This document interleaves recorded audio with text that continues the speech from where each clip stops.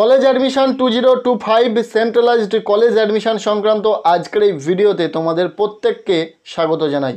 ইতিমধ্যে শুরু হয়ে গেছে কলেজ ভর্তির জন্য সেন্ট্রালাইজড অ্যাডমিশন পোর্টালে অনলাইনে আবেদন।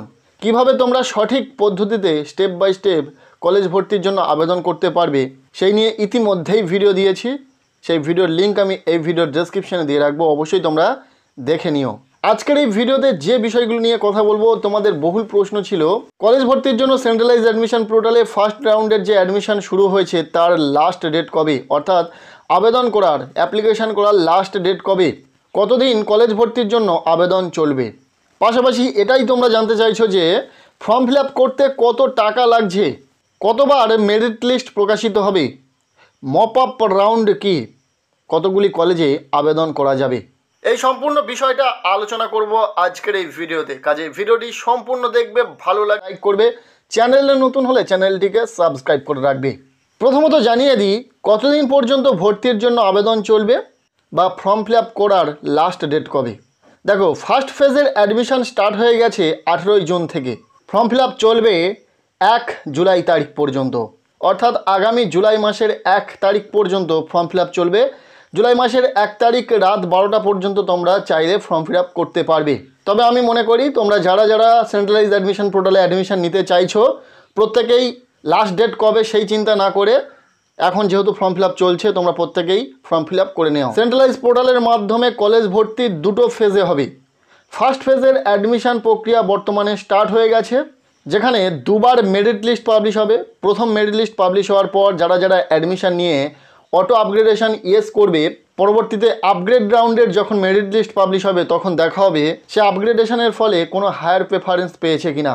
মোট একবারই ফাইনাল মেরিট লিস্ট তোমাদের পাবলিশ হবে এবং সেখানে যারা অ্যাডমিশনের জন্য চান্স পাবে তাদের প্রত্যেককে অ্যাডমিশন নিতে হবে এবং সেটা যদি তার টপ প্রেফারেন্স বা হায়ার প্রেফারেন্স না হয়ে থাকে, সেকেন্ড, থার্ড, ফোর্থ এইরকম প্রেফারেন্সে যদি চান্স পেয়ে থাকে, যদি তার ওপরের কোনো প্রেফারেন্স থেকে থাকে তাহলে সে ভর্তির সময় অটো আপগ্রেডেশন ইয়েস করে অ্যাডমিশন নেবে।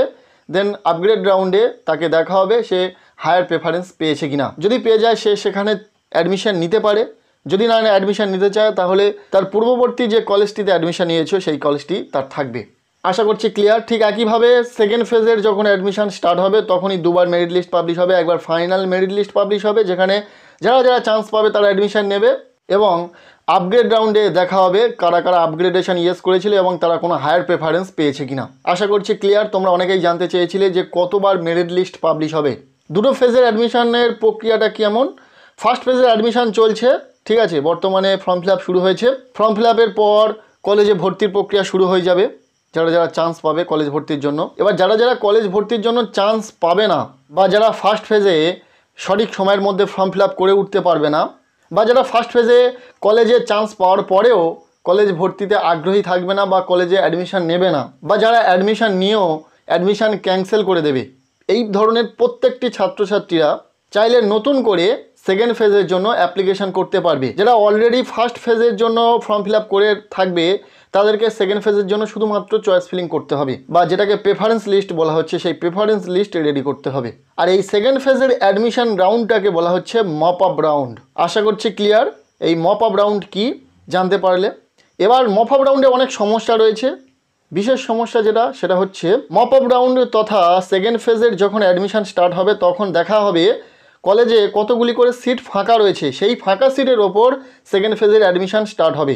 কেননা ফার্স্ট ফেজে অধিকাংশ স্টুডেন্ট কিন্তু অ্যাডমিশন নিয়ে নেবে, ফলে সিট সংখ্যা কিন্তু অনেক কমে যাবে এবং সেই কম সংখ্যক সিট নিয়ে সেকেন্ড ফেজের অ্যাডমিশন স্টার্ট হবে। আশা করছি ক্লিয়ার। তাই তোমরা প্রত্যেকেই বলবো ফার্স্ট ফেজের জন্য অ্যাডমিশন নেওয়ার জন্য ট্রাই করো। ফর্ম ফিল আপ করে তোমাদের পছন্দের প্রেফারেন্স লিস্ট রেডি করো। এই প্রেফারেন্স লিস্টের ওপর একটি ডেডিকেটেড ভিডিও দেব, যে ভিডিওতে একদম ডিটেলস ডিসকাস করব।